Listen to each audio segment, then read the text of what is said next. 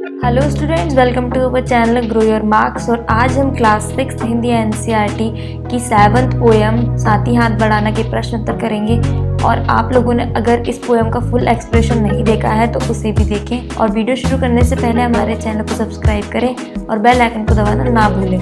तो चलिए शुरू करते हैं। प्रश्न पहला, इन गीत की किन पंक्तियों को तुम अपने आसपास की जिंदगी में घटते हुए देख सकते हो? तो प्रश्न पहले में हमें ये बताना है कविता में ऐसी कौन सी पंक्तियां हैं जिसको हम अपने आसपास की जिंदगी में देख सकते हैं। तो इसका उत्तर होगा, अगर आप लोगों ने ये पोयम जो है उसको अच्छे से समझा है तो हमें पहले स्टैंजा में ही इस प्रश्न का उत्तर मिल जाएगा। तो इसका उत्तर है, साथ ही हाथ बढ़ाना, एक अकेला थक जाएगा मिलकर बोझ उठाना, साथ ही हाथ बढ़ाना। हम मेहनत वालों ने जब भी मिलकर कदम बढ़ाया, सागर ने रास्ता छोड़ा पर्वत ने शीश झुकाया। फौलादी है सीने अपने फौलादी है बाहें, हम चाहे तो चट्टानों में पैदा कर दे राहें। तो ये जो स्टैंजा है ये हमारे दिनचर्या में आसपास की ज़िंदगी में हम देखते हैं। हमारे जो मजदूर हैं जो काम करते हैं उनके ऊपर ये स्टैंजा लागू होता है। वो कितने अच्छे से अपने पार्टनर की मदद करते हैं, मिलकर एक दूसरे का बोझ उठाते हैं। तो ये जो पंक्ति है वो उन पर लागू होती है। तो चलिए बढ़ते हैं हमारे दूसरे प्रश्न की ओर। सागर ने रास्ता छोड़ा पर्वत ने शीश झुकाया, साहिर ने ऐसा क्यों कहा है? लिखो।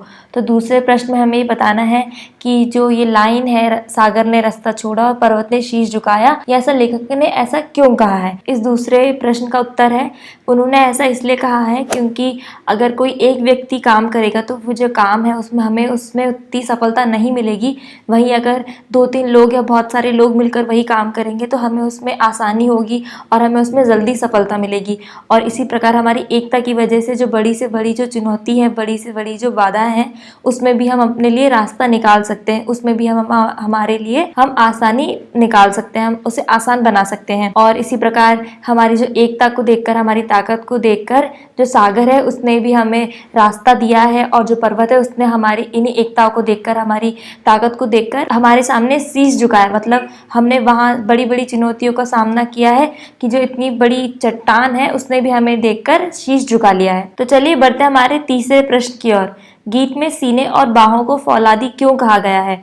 अब तीसरे प्रश्न में हमको ये बताना है कि जो कविता है उसमें सीने और जो बाहें हैं उसको फौलादी क्यों कहा गया है। तो इसका उत्तर हम इस तरीके से लिख सकते हैं कि जो सीना और बाजू है उसको फौलादी इसीलिए कहा गया है क्योंकि ये बताता है कि जो हमारे इरादे हैं वो बहुत ज़्यादा मजबूत हैं और हमारी जो बाजुएं हैं उनमें इतनी ज़्यादा ताकत है कि हम किसी भी चीज़ को हासिल कर सकते हैं, किसी भी काम को आसान बना सकते हैं। हम इतने ज़्यादा बलवान हैं और हमारी जो बाजुएं हैं उनको इसीलिए भी उन्हें फौलादी कहा गया है क्योंकि वो बताता है कि हमारी जो बाजुएं हैं उन्होंने कितनी क्षमता है, कितना काम उन्होंने किया है अपने हक के लिए, अपनी चीज़ों के लिए। तो इसीलिए यहाँ पर सीने और बाजुओं को फौलादी कहा गया है, ये बताते हुए कि हमारी जो सीने और जो बाहें हैं वो बहुत ज्यादा फौलादी हैं, बहुत ज्यादा शक्तिशाली हैं। तो आई होप बच्चों आपको ये प्रश्न उत्तर समझ में आए होंगे। और अगर आप लोगों ने इस पोयम का फुल एक्सप्लेनेशन नहीं देखा है तो उसे भी देखें। अगर आपको हमारा वीडियो पसंद आए तो इसे लाइक करें और हमारे चैनल को सब्सक्राइब करें और बेल आइकन को दबाना ना भूलें ताकि हमारी नई वीडियो सबसे पहले आप तक पहुंचे। धन्यवाद।